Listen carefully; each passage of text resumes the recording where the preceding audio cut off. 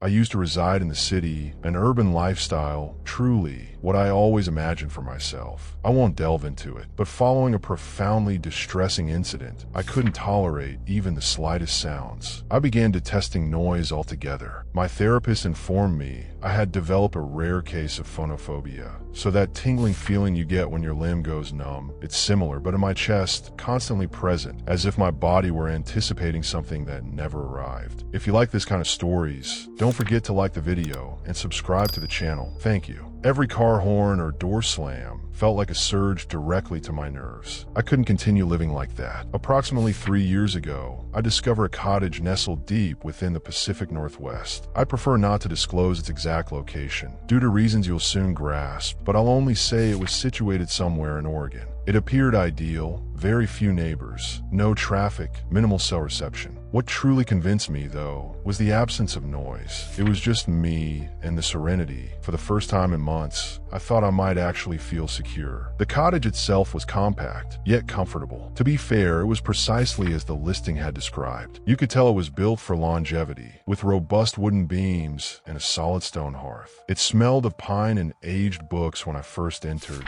that earthy aroma that's almost soothing, reminiscent of a rustic bed and breakfast for those who've gone skiing. The closest neighbor lived roughly a 10-minute stroll down a narrow dirt path. I didn't encounter her immediately, though. For the initial days, I simply absorbed the tranquility. I'd awaken to the melodies of birds, not sirens, and at night, the sole sound was the wind rustling through the trees. It was as if the world had paused, and I could finally breathe. I performed all my work via laptop, so there was no real need for me to engage with the outside world beyond that. About a week after I settled in, there was a tap on the door. The cottage, obviously, lacked a doorbell, so those knocks were something I'd have to acclimate to. I opened the door, anticipating it to be my neighbor, and it was. It was a woman of moderate age, carrying a basket of preserves, as if she had just stepped out of a wholesome movie. She introduced herself as Michelle and informed me she lived about 10 minutes down the trail, which didn't sound far until you considered the density of the woods. I mean, you could easily get lost in there just searching for firewood. She was in her late 60s, with unusually long gray hair and piercing blue eyes that gave you the sensation she could see right through you. She wasn't impolite, exactly, more like direct. She welcomed me to the woods and extended the basket toward me, as if expecting me to take it. I didn't really have much choice. She was practically thrusting it into my face. I grab it automatically, but I admit I had never been treated that way by a neighbor before. It wasn't anything extreme, but it wasn't something I was accustomed to. I thanked her as I accepted the basket, and she gazed at me as if anticipating me to say something else. I honestly didn't know what else to say, so I just smiled. She continued to stare at me awkwardly, which confirmed my suspicion that this woman didn't interact with many people. Eventually, she spoke. She said these were her exact words, which I'll never forget. Always keep your lanterns full, your windows sealed tight, and your wits sharper than your axe. It wasn't something a typical person would say to someone else. It was like she was reciting from a rule book. It honestly sounded more like a warning than advice. I nodded, smiled, and turned to re-enter. After closing the door, I stood there in silence, waiting to hear her footsteps recede. She didn't depart for a good 45 seconds, which was probably the strangest aspect of the entire interaction. Despite the peculiar vibe, I did appreciate her kindness. She seemed secluded, but not unfriendly, the kind of person who'd assist you if you asked, but wouldn't go out of her way to pry. I told myself it was reassuring to know someone was nearby, even if I didn't anticipate needing her. I didn't even bother examining the basket. I simply placed it in the living room and forgot about it. There was a thunderstorm that night, which is exceptionally rare for Oregon, but it does occur. I lit a few candles and curled up on the couch with a book, attempting to disregard the fact that the power was flickering every few moments. Some of you might find that kind of isolation frightening, but I actually cherished it. For some reason, my mind wasn't alarmed by the natural sounds of the thunderstorm. It was actually that particular storm that gave me that realization. I listened intently to everything outside, and it was truly soothing. But of course, that tranquil feeling didn't endure. A few hours after the storm commenced, there was a knock at the door that nearly made me leap out of my skin. I say knock, but it was more of a banging. It was loud and definitely unnatural, like whoever didn't care that it was pouring outside. My heart began to race. eyes, and I started to feel that awful, tingling sensation in my chest. After hesitating for a few seconds, I grabbed the flashlight and rose to check who it was. I peered through the small glass pane next to the door. It was Michelle, drenched and clutching a flashlight. I opened the door, and she spoke before I even had a chance to greet her. She blurted out that she saw someone near my woodpile and that I should be aware of it. I was beyond perplexed, but her words were incredibly concerning, and that took priority. I stepped out onto the porch, shining my flashlight into the rain, but I couldn't discern anything but trees. I asked her if she was certain, and she nodded. Her eyes kept darting to the woods, as if she was expecting someone to emerge from it at any moment. The entire situation was quite unsettling. I kept looking around, but there wasn't much I could make out between the darkness and the chaos of the storm. Before I could say anything else, she told me to be careful and began walking away without waiting for a response. I watched her head back down the path toward her cottage, clearly unfazed by the pouring rain. I stood there until the glow of the flashlight vanished from sight, and then I re-entered. The instant I closed the door, I realized her story was riddled with inconsistencies. How could she have seen someone near my woodpile if her house was 10 minutes away? She must have been on my property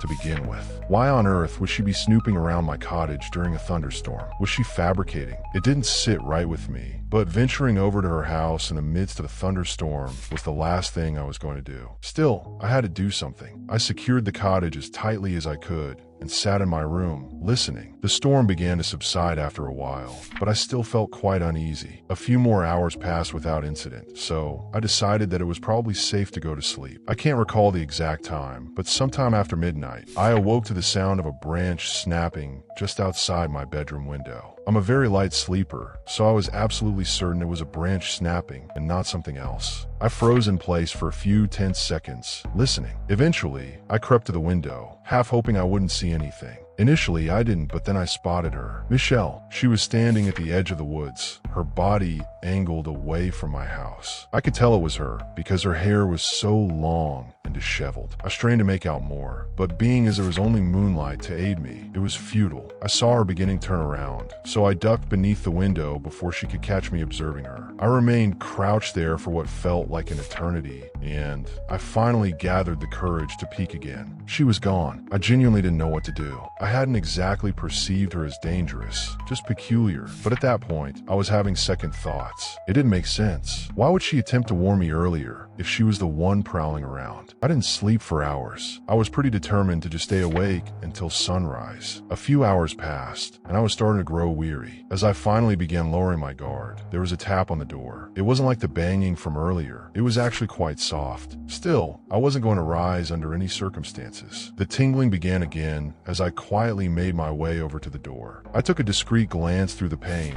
and froze in horror. It wasn't Michelle. It was a burly, bald man with a thick beard. I had to restrain every instinct not to scream in fear. The situation instantly escalated from a 6 to a 10. As quietly as I could, I retreated to my bathroom, locked the door, and called the police. As I was on the phone with them, I started to hear banging on the front door like someone was repeatedly smashing it with a heavy object. The operator informed me help was en route and instructed me not to hang up. I sat there. Thank you for watching until the end. You are amazing, and we would love to have you back. If you like this video, don't forget to like and subscribe to the channel. Thanks for being with us.